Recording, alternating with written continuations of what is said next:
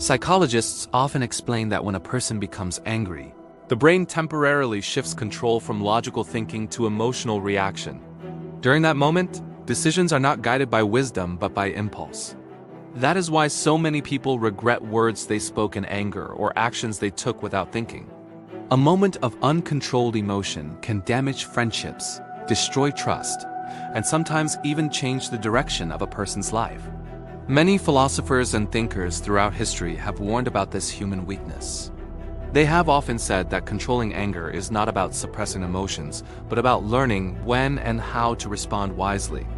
Anyone can react with anger when something goes wrong, but it takes true strength to remain calm and thoughtful when emotions are at their peak.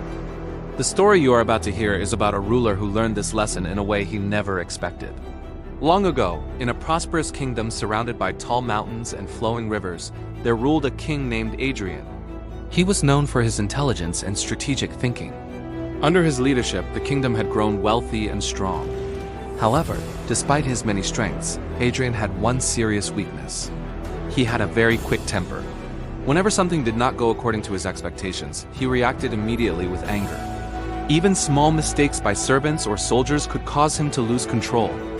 His advisors often feared speaking openly because they worried that the king might misunderstand their words and punish them harshly. Because of this, people respected the king's authority but secretly feared his reactions. One afternoon, news arrived that a respected scholar who had once taught the king during his youth was traveling through the region. This wise scholar was named Master Elias. Years earlier, Elias had been Adrian's mentor, guiding him not only in subjects like history and philosophy, but also in understanding human behavior and emotions. When the king heard that his former teacher was nearby, he immediately invited him to stay at the royal palace. That evening, the palace was filled with warm light from golden lamps, as a special dinner was prepared in honor of the visiting scholar. The king and his teacher sat together at a long table while servants carefully served dishes of fresh fruits, vegetables, and warm soup. The two men began reminiscing about the past. They spoke about the lessons Adrian had struggled with as a boy, the long discussions about leadership, and the dreams he once had for his kingdom. For a moment, Adrian felt like a young student again sitting beside his mentor. But then something small happened that changed the mood. As the king lifted his spoon to drink his soup, he noticed a tiny insect floating on the surface. Instantly his face darkened. He slammed the spoon onto the table and shouted loudly at the servant who had brought the dish. His voice echoed through the hall as he accused the servant of carelessness and disrespect. The poor servant trembled and tried to explain that the soup had been clean when it left the kitchen. But the king's anger was already burning too strongly. Just as the situation was about to become worse, Master Elias gently raised his hand and spoke calmly. He told the king to pause for a moment and look carefully at the situation. The insect, he explained, could easily have flown into the bowl after the soup had already been served. But the king replied impatiently that such mistakes should never happen in a royal palace. Master Elias smiled gently and said something that made the entire room fall silent. He said that the small insect had not disturbed the king's peace. It was the king's reaction that had done so. The teacher then explained that anyone who cannot control their emotions will eventually lose control of their life as well. Those words struck the king like a sudden breeze that clears heavy clouds. For a moment he said nothing. After dinner, the king asked Master Elias to walk with him through the palace gardens. The night air was cool and quiet. Stars filled the sky above them. Adrian admitted that controlling his anger had always been difficult for him. Whenever something unexpected happened, his emotions seemed to react faster than his thoughts. Master Elias listened carefully and then explained that emotional control is like training a muscle. Just as a warrior practices sword fighting repeatedly to become skilled, a person must practice patience and awareness in order to gain control over emotions. The teacher suggested a simple exercise. Before reacting to any problem, the king should pause for a short moment. During that pause, he should breathe slowly and ask himself whether the situation truly deserves such a strong reaction. At first, Adrian doubted whether such a simple practice could change anything. But out of respect for his teacher, he decided to try. During the following weeks, the king began practicing this small habit. Whenever a messenger delivered bad news or a servant made a mistake, he forced himself to pause before speaking.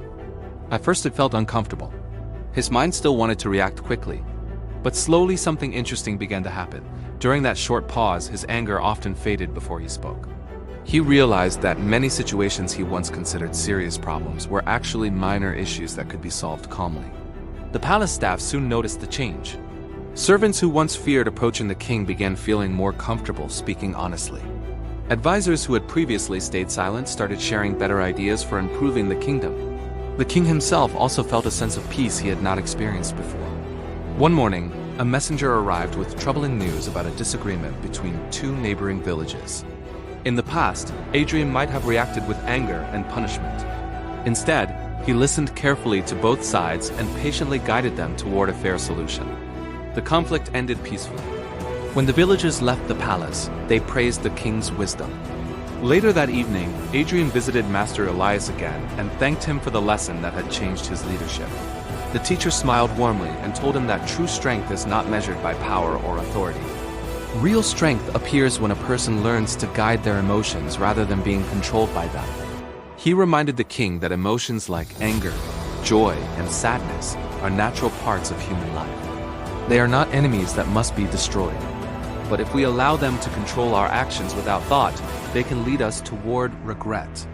The teacher encouraged Adrian to share this lesson with others so that more people could learn the value of patience and awareness. Years later, people remembered King Adrian not as a ruler who was feared for his anger, but as a wise leader who listened carefully and made thoughtful decisions. His transformation became a powerful reminder that even the strongest individuals must learn to master themselves. Because in the end, controlling a kingdom is far easier than controlling one's own mind. And the moment a person learns to pause before reacting is often the moment they begin living with greater wisdom, peace, and balance. In our own lives, we may not wear crowns or rule kingdoms, but we face similar emotional challenges every day. Stress, frustration, and unexpected problems can easily trigger strong reactions.